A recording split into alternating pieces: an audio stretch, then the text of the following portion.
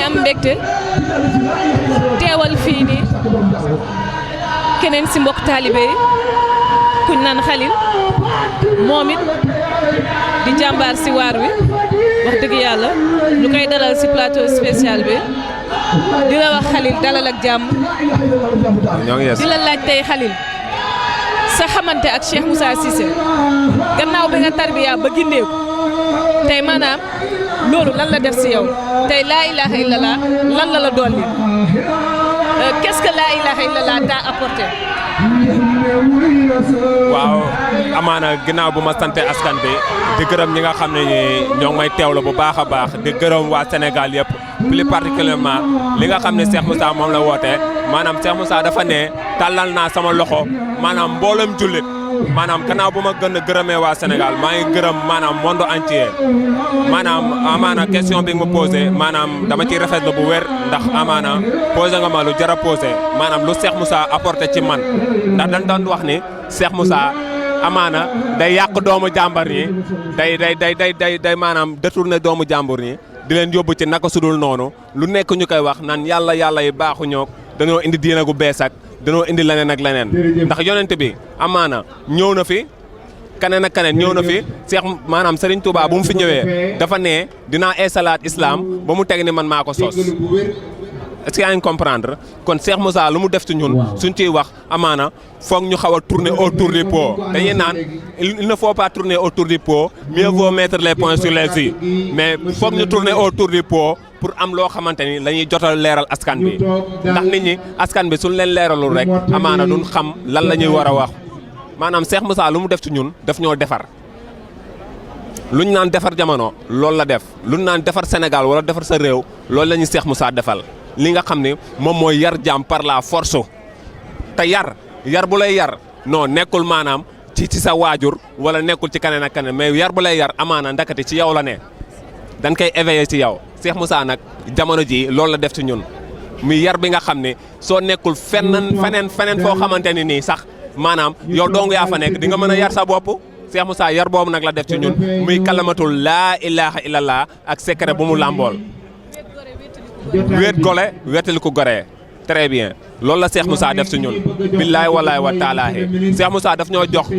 li nga xam ne moom la ci jamonoy aadama ba ci yonente bi ba ci Serigne Touba ba ci kullikum maanaam borom xam-xam lu mu doon woote di ko wane ba nit ñi di ko dàqi wala ñu koy yóbbu faneen ak faneen di ko yóbbu maayombeek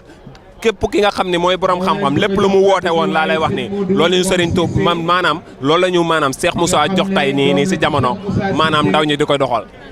billaay wallaay yàlla nee na ndaw ñi laa woo de ndax ndaw maanaam si la jigéen di soxlaa si la seytaane di soxlaa si la yàlla tamit di soxlaa mais bu fekkee maanaam yow nit nga rek bu ànd ak nitee maanaam di nga xam fan nga jëm ndax soo nee fan nga jóge nga ni ci yàlla laa jóge fan nga nekk nga ni ci yàlla laa nekk fan ngay dellu nga ni ci yàlla laa nekk mais bu dee nit nga rek non tas maanaam nafsu wala xawaa dara sonalu la maanaam di nga dellu ci yàlla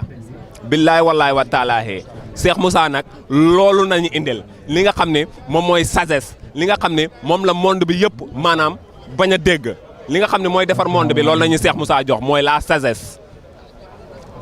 ñi nga xam ne ñoom ñooy Illuminati yi wala muy faramason yi lu ñuy bañ maanaam di contre nguuru yàlla bi loolu la ñu Cheikh Moussa jox ñuy défendre nguuru yàlla bi Iblis dem na ba ay temps mu naan yàlla fay ma lu ma liggéeyoon amaana dinaa nekk ci xolu jaam ñi maanaam di leen détourné di leen yóbbu ci savane wa yàlla nee nag dinaa am jaam ñoo xamante ne nii dinaa leen def ci li nga xam ni mooy nekk ci ñoom ba doo leen mën a détourné billaay wallaay mooy li nga xam ne moom la Cheikh Moussa def ci ñun tey billaay wallaay wa taalaahe mooy yar nag amaana sa ndey ak sa baay mun nan la yaree mais mun nga génn population bi détourné nee na ne philosophie dañuy naan nul n'est né humain mais c'est la société qui te rend mauvais quoi